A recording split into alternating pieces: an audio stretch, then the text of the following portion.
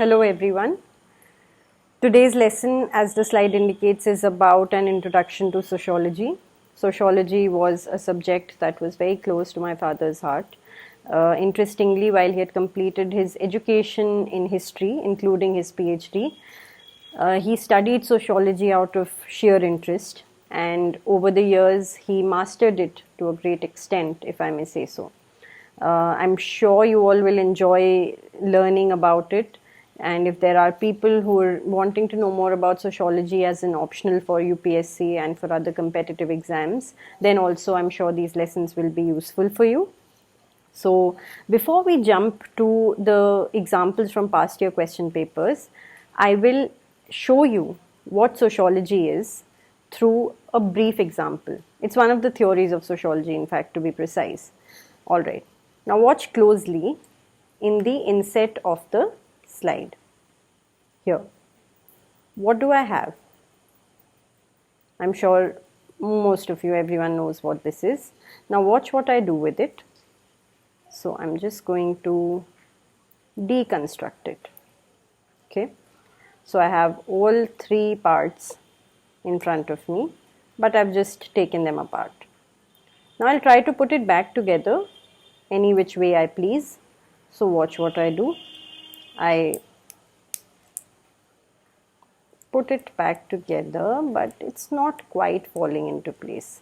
It doesn't fit, and it's not fit to write either. The tip is not there. On the other hand, I take all these parts and I put them together just like they were meant to be. And what do I have? I have a working instrument in perfect shape, right? Now sociology, if I were to draw an analogy, imagine this pen to be society, and all the different parts that I showed you, they are the different institutions of society. If these parts are not put back together in proper order, then what I showed you before will happen. It won't work. You need to have institutions in society, so you need to have the different constituent parts with you, but at the same time what you need is for them to be assembled in proper order. That is, society needs to have a proper structure in order to function efficiently. So sociology teaches you a lot about that, right? So with this example, let's move on to past year questions.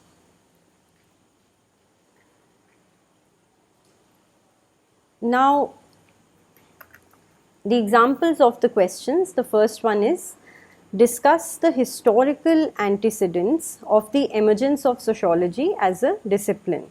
So you need to, when you study sociology, you will need to know a bit of history as well. And in fact, it's a subject that is very useful in the sense that you will study history for general studies, for your prelims, for example. So a lot will be covered, and it will help you understand how society functioned back then, and that you can always put it in your answer for a question like this. Then the next question is, how is terrorism a new form of asymmetrical warfare? What are some of the challenges in trying to win the war on terrorism? Now see here what happened. You have a bit of current affairs. You need to understand how international relations are developing, how warfare is no longer traditional warfare as in the conventional sense, but it is warfare of all different kinds of things, or what many people call new wars. So they are based on terrorism, they are wars for resources and not just territory as used to happen in Europe. The third question, comment on the critical issues of commercialization of higher education in India. Now what is this? This is a lot about your understanding of society, your understanding of social issues, of the economy, and generally, whatever is happening around you. So this is why sociology is interesting, because it's not just a subject in itself. It's an interdisciplinary, it's a multidisciplinary study which delves into things like history, current affairs, international relations, social issues, so on and so forth. Now, how did sociology evolve? So, you need to know that sociology is considered to be the modern branch of what is called social thought. and it has been so right from the ancient period, where traditional thinkers and intellectuals, they used to show their concerns for society and its social problems and solutions. So for example, you had people like the Buddha, Mahavir, Kautilya. In China you had Confucius, among the Greeks you had Plato, Aristotle, and so on. The difference lay in the fact that their effect was largely contemplative and speculative. So solutions were still trying to be found. They hadn't been found yet. The turning point in social thought began with Europe, and this was during the Renaissance, so around the 14th century, but sociology was yet to be born, and Renaissance scholars were humanists. Now there is a difference between humanism and humanitarianism. What is that difference? Humanism will diagnose the problems of society for you. It will look at human society and think that, okay, these are the questions that arise, these are the issues that arise. And if we address them, then there can be order and progress. Humanitarianism not just diagnoses, it also seeks to provide solutions. And it does come up with a set of solutions. So that's that. Then the next important stage, so to speak, in social thought was the Protestant Reformation movement that was led by the German Martin Luther. And this is where the secularization of the modern world began, and gradually the notion of nation states. Again, you will be surprised to know, and I've told you that sociology, when you study sociology, you will also study some very interesting things about evolution of politics. And you will be surprised to find that countries and nation states as they exist today, this was not the norm always. There were other kinds of political units that used to exist. Then the most significant breakthrough came with the science or scientific methods of observation and empiricism by Bacon. And this is where proof gradually started replacing blind belief, and change started replacing the status quo. Along with this, there were two concepts that came into the fold. One was evolution, and the second one was the idea of progress. And these were well developed by people like Pascal, etc. Now, why were these so important? As you read sociologists and different scholars who have worked in this field, you will find how they have been devoted to the idea of evolution and very often also to the idea of progress. So, for example, Auguste Comte and Durkheim, they subscribed to evolutionary progress. Marx, he subscribed to revolutionary progress. Why do we say this? See, revolution, it looks at something being more sudden. Evolution is more of a gradual process. So these were the people who were looking at these ideas back then. Then finally, sociology evolved with the Industrial Revolution and the French Revolution. And Auguste Comte, who had witnessed the revolutionary disorder in French society around the French Revolution, he was committed to establishing a science of human society to ensure order and progress, and he coined the term sociology. Now see, when you read about Auguste Comte, it was an interesting life that he led. And as is the case very often when you have very revolutionary ideas, like he was wanting to come up with a religion of humanity. He wanted to propound and set up in religious institutions which spoke of secularism and humanity, and certain practices that this religion of humanity would have were very, very different from what the norm was then. In fact, he himself had been born into a traditional Catholic family and found it hard to reconcile his views with theirs. So this is where it gets interesting when you read about people like this who came up with their own ideas and sought to establish them. Sociology has very wide scope. Why does it have wide scope? Because you will realize as you study sociology that it doesn't just look at encounters on the street. So it does look at encounters on the street. You will read about why people behave the way they do, but you will also read about global social issues. So it has a very, very wide span. And in fact, when you look at sociology, it has been very interestingly put that learning sociology means taking a step back from our own exclusive and personal interpretation of the world to look at the larger social influences which continuously shape our lives.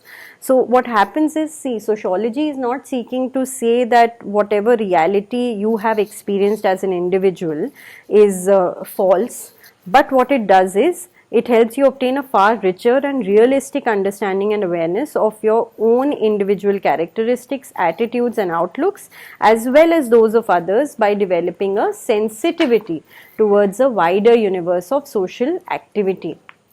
And in fact, McIver had coined the term or the word web of social relationships for this. So, sociology, many of the concepts they talk about, for example, the concept of self-image. Why do individuals behave the way they do, or what influences an individual's behavior, or what causes a person to violate the norms of society and become a delinquent. All these are things that you will read, but at the same time you will read about things like globalization and how they have affected entire societies. So see, that is where the scope gets lengthened. But I'll tell you something, the fact that it has such wide scope, it's quite good, because then you have a rich variety of questions from which to choose.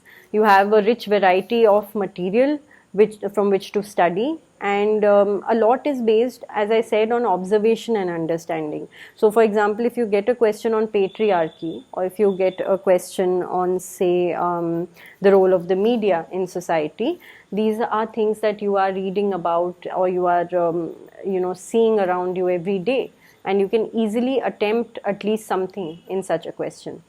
So that is a plus point which I believe sociology has, right? Now, Holborn has explained sociology as a science. He says that it has the whole social life of humans as its sphere of inquiry and concerns, and in a way it is neither a separate discipline nor a complete science in itself, neither it is a mere synthesis of sciences in a mechanical manner. It is a vitalizing principle and practice that runs through all social investigation or praxis, and nourishing society and being nourished by society. So it seeks to understand the whole society, the interdependent functioning of its parts, different social institutions, and in the next stage you have to understand that without the proper arrangement of parts, that is without structure, no functioning is possible. This is what I was talking about when I showed you that example with the pen. Finally, you need to know that Anthony Giddens had pointed out the practical significance of sociology. See, as I told you, sociology will have an in-depth, multidimensional and interdisciplinary approach to social situations. So if you talk about something like gender, then sociology will look at it from the prism of history. Sociology will look at it from the prism of societal norms. It will also look at it from the perspective of the male gaze, etc., etc. So it's quite interdisciplinary that way. It may even look at the economic implications of gender bias. The second one is awareness of and tolerating and appreciating diversity. As you go along, you will realize why institutions are the way they are, but you'll also begin to question them, and you'll begin thinking on lines of whether they should be changed or what their current fallacies are, etc., etc. The third one is comprehensive assessment of policies of the state. That's inevitable when you have gained an understanding of the principles that govern society, and you look at the policies of states that claim to be welfare states. You will realize how good those policies are and how they need to be improved. So, they could give you a question about Aadhaar and privacy vis-a-vis each other and how they fit into Indian society. Or they might ask you something about the Swachh Bharat scheme and how successful it is likely to be, and so on and so forth, keeping behavioral, etc., and societal factors in mind. So those things. The fourth one is continuous increase in self-knowledge. See, when you have self-knowledge, when you gain an understanding of your own self, then you gain a better understanding of society. So that is inevitable, and you'll probably be able to contribute to society that way. And the last one is development of a social conscience. And see, development of social conscience here means that you will be able to have an opinion, and you will be able to make an informed choice in any kind of debatable question.